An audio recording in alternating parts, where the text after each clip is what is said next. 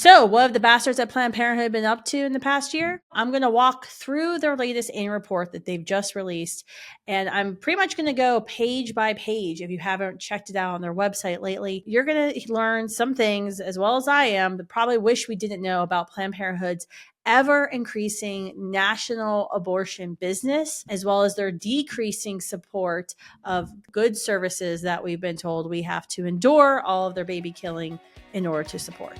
So let's dig in.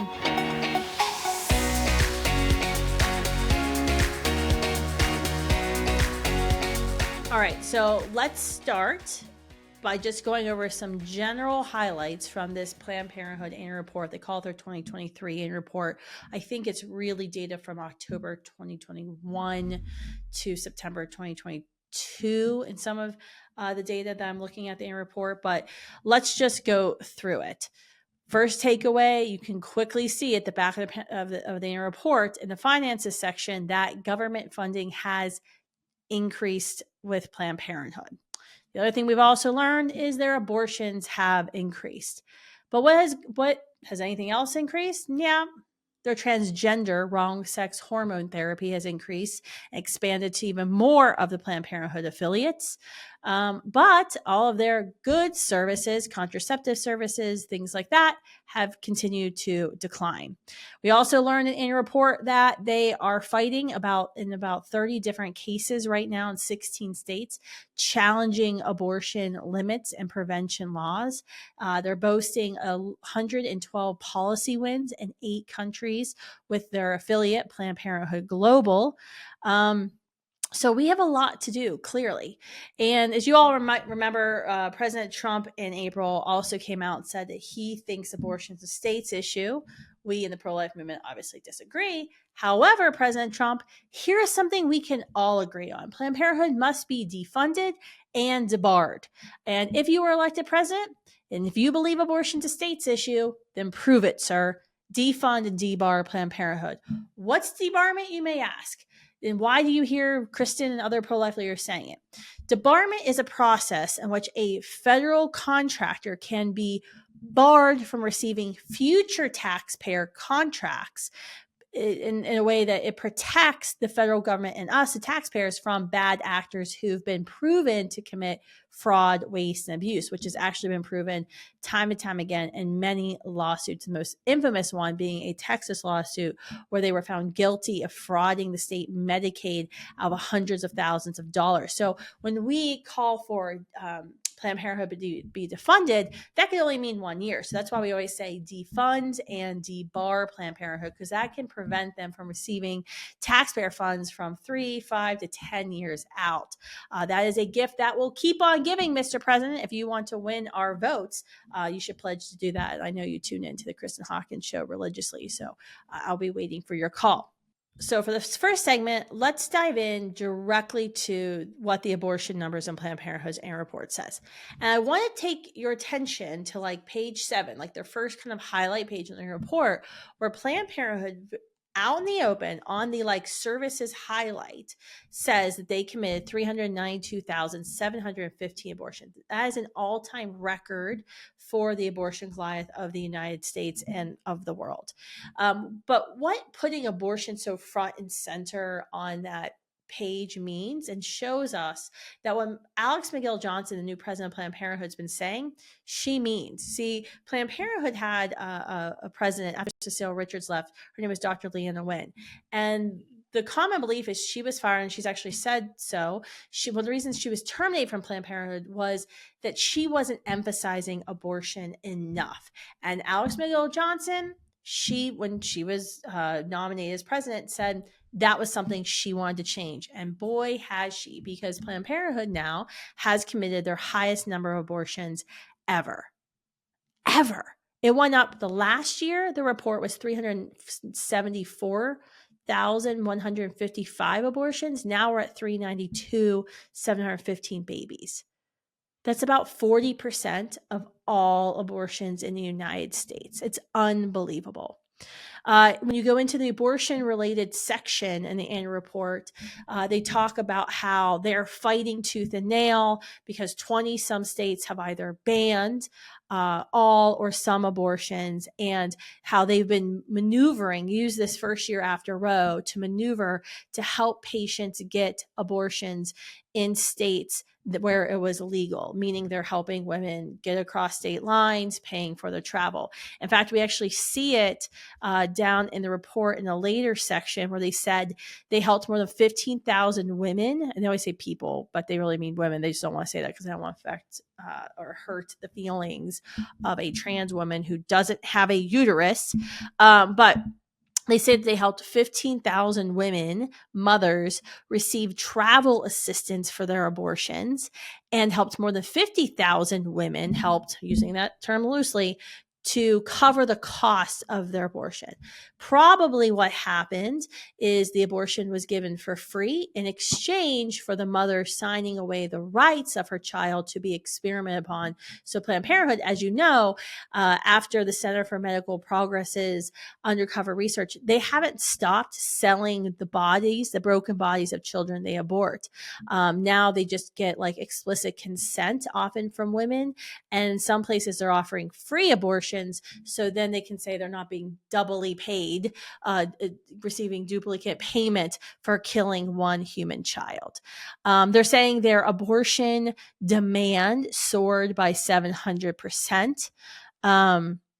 That they had 90 patient navigators in 41 of their affiliates, helping 33,000 women travel for their abortions. And you still know, like in places like Missouri, where abortion is supposed to be illegal, now it's on the ballot. In November, we're fighting that. There was a Project Veritas undercover film that actually showed Planned Parenthood workers explaining the process to assist minors in getting abortion without their parents knowing. I know Abby Johnson, the former Planned Parenthood director, now pro-life advocate, has talked about how they even would give out scripts, and probably likely still do give out scripts to young women who are seeking abortions and want to bypass parental notification laws in their state. So Planned Parenthood is committing, this is the bottom line, more abortions than ever before, and they are more boldly speaking out about their abortions. One stat that I found, to me, to be the most shocking is it's hard sometimes when you think about 392,000 babies. It's impossible almost to like imagine the death and destruction at Planned Parenthood. I want someone to figure out, if we were to bury all those babies, how many football fields it would take to bury those children, all the graveyards we would need in our country. But something to me, a number that really gets to me is in this report. So like I said, this is 2021 to 2022. The report just came out. They're always like a year behind. They said that if you look at their total services that they provided, and remember, Abby Johnson's the one who kind of explained all this and exposed it. Planned Parenthood always was like, oh, abortion's just 3% of what we did. And the Washington Post even gave Planned Parenthood, I think 4 Pinocchios or whatever, before it's a lie. Because what they do is and Abby explained how they do this, is when you go in for an abortion, you get a pregnancy test. You might get a pap smear. You're going to get an HIV test. You're going to get an STD test. You might get a contraceptive referral or a prescription or an IUD put in, and you're getting an abortion. So one abortion appointment could mean a woman is getting 6 to 12, even more services, especially if they count each month of contraceptive referrals. It doesn't look like that they're doing that in the numbers right now, but so you're at minimum saying one abortion appointment equals 6 services. And that's how Planned Parenthood always said, oh, we only do 3%. But when you actually looked at the number of patients Planned Parenthood had and how many abortions, and if you conservatively estimate that there were no repeat abortions, so no woman went in twice in a year for an abortion, let's hope not, that it was at the time when this came out, when Abby did this years and years ago, it was like 11%. It's higher now because I pulled up my handy dandy calculator here. So the real number of abortions, their percentage of their business, they say here it's like 4%. Abortion services is only 4% of what they do because they use an inflated services number. They say they saw 2 million patients, but they're saying they committed 9,100,000 services, because remember, one patient's getting multiple services per visit. So if you cut through that bullshit and you put the number of abortions, 392,000, over the number of patients, once again, I'm assuming no woman's had more than one abortion in a year, Planned Parenthood, that means abortion, the total share of what Planned Parenthood does, 19.1% of their services in 2021 to 2022 were abortions, not the 4% bullshit that they say on their annual report. And the other number that I find devastating is if you look at the number of pregnant women who walk into Planned Parenthood doors using their service data, 97.1% of Planned Parenthood's pregnancy services is abortion, meaning if a woman walks into the doors pregnant, 97.1% of pregnant women walk into Planned Parenthood, walk out the mother of a dead child. That leaves 2.9% of pregnant women who don't kill their child if they're pregnant inside of Planned Parenthood. And then if you look at the adoption referrals, that's down, by the way. They're actually, for every one adoption referral they make, they're committing 228 abortions. In the past 10 years, the ratio was 134 abortions for every one adoption referral. So that's actually even down. All right, so now let's look at the other services. The reason why we're all supposed to be supporting Planned Parenthood, right? People are like, well, we get that you don't like abortion, but Planned Parenthood does good things, Kristan, right? We have to keep supporting them. Let's look at the other services. Well, one thing that everyone should be kind of worried about is 45% of Planned Parenthoods reported that they sold wrong sex hormone treatment in 2021 to 2022. It's likely even higher. This is not good, especially when you consider there are now studies from the UK, United States Mayo Clinic, saying these wrong sex hormones, despite what the left has been saying, is that they're completely reversible and they won't sterilize people. Yeah, that's all been a lie. We've all known this the whole time, but now we have third-party verification that it's all a lie. So let's look at the other services numbers. I went through the adoption numbers, those were terrible. Their total services since 2010's Planned Parenthood report are down 17%. Their total cancer screening and prevention services have dropped by 71% in the last 10 years. That includes a 72% decline in breast exams, a 74% decline in pap smears, pap tests. Prenatal services are down 80% from their peak in 2009. What about contraception, right? Everyone's like, if you're pro-life, you should be pro-contraception. Planned Parenthood's contraceptive services are down by 39%. Also, by the way, what's up this year that I noticed is they actually reported the number of vasectomies they've done on young men, more than 4,000 vasectomies. They're saying they only committed 44 female sterilization procedures. Excuse me, but I don't completely buy it because, Planned Parenthood's bastards that kill babies, because I was just reading today a CDC report on contraception. This was 2017 to 2019, so even before Roe fell. And the most common contraceptive methods currently used in this report, 18% were female sterilization methods. It was shocking. Contraceptive pills, oral contraceptive pills was 14%. So I don't fully buy these numbers, but it's still very, very, very scary when you look at these other services and these services that we're told we're supposed to tolerate 392,000 babies being killed in the womb. All their other services are down. So no wonder why Planned Parenthood needs to go fund themselves. There's no reason pro-life Americans should be funding this abortion Goliath. All right, next, let's talk the money. Okay, so this, especially because this report came out in April, you would think that they would be more cognizant that they're taking all of our taxpayer money. Don't release your report in April, because that just made writing my thousands of dollars of check to the federal government, so much worse. So their taxpayer funding, which is coerced, rose at Planned Parenthood last year.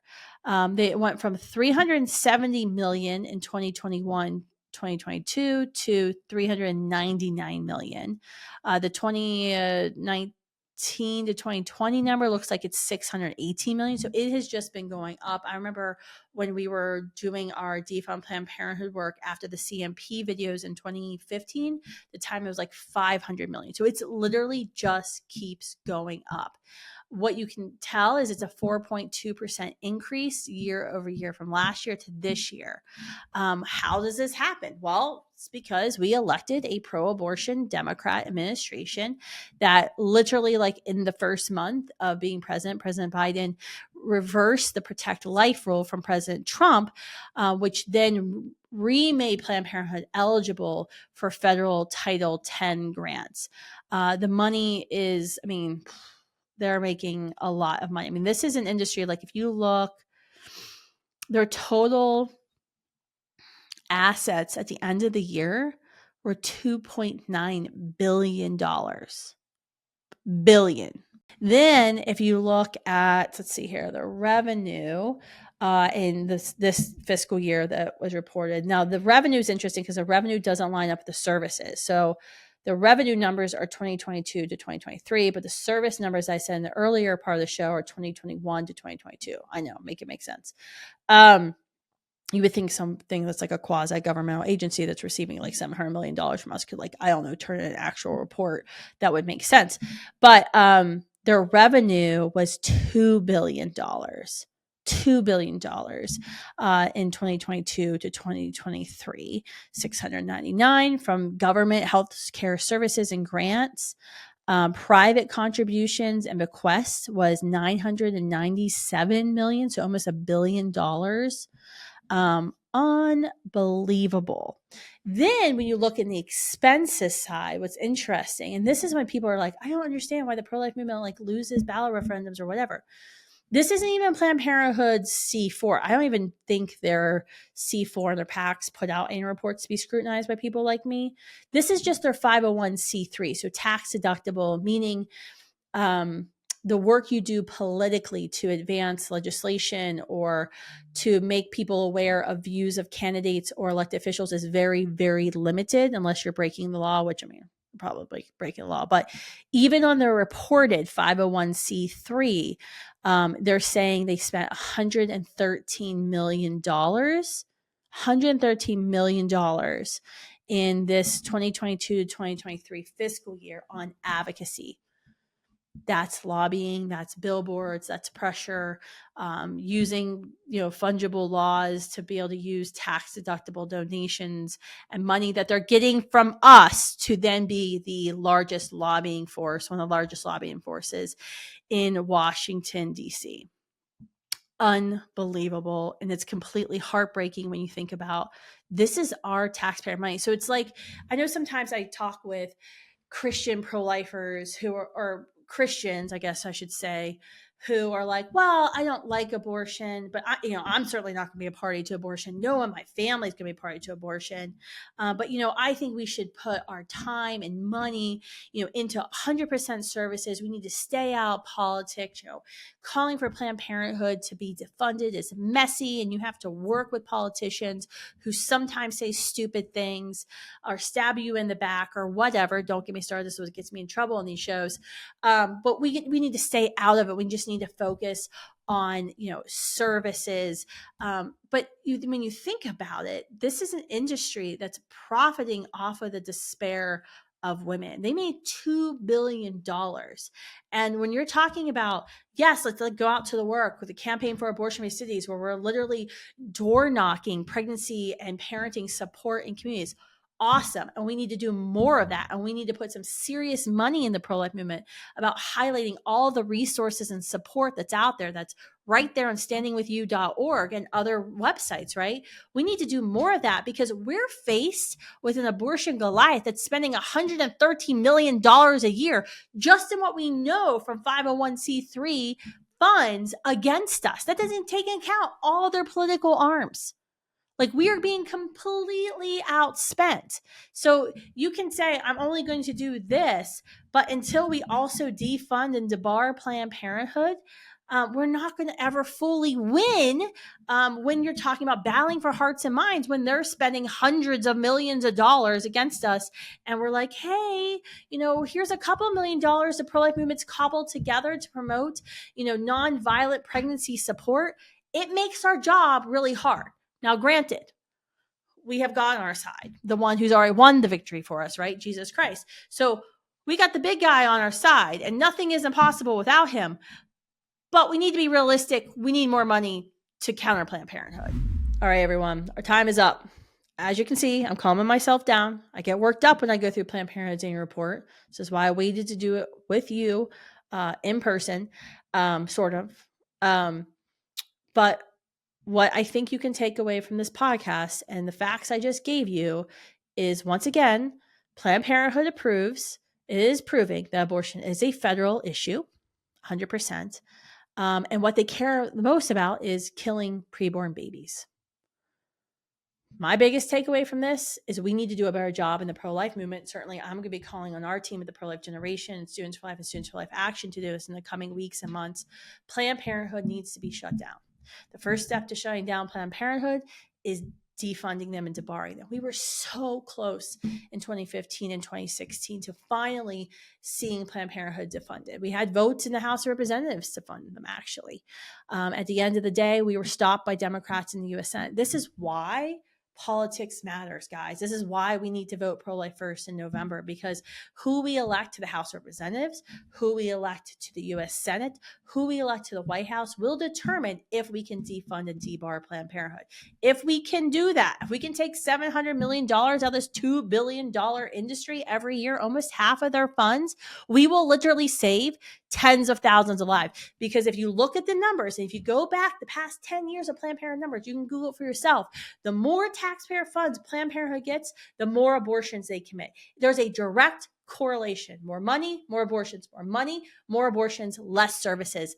Every single year. Do not be fooled. Planned Parenthood must be defunded, debarred, and the pro-life generation, the pro-life movement, we have got to start being vocal about the Goliath of the abortion industry and shutting him down and forcing and pressuring our Republican friends who say that they're pro-life to do the right thing. Even if they think abortion isn't federal, they can join us in defunding Planned Parenthood. Carrie Lake saying abortion is not federal?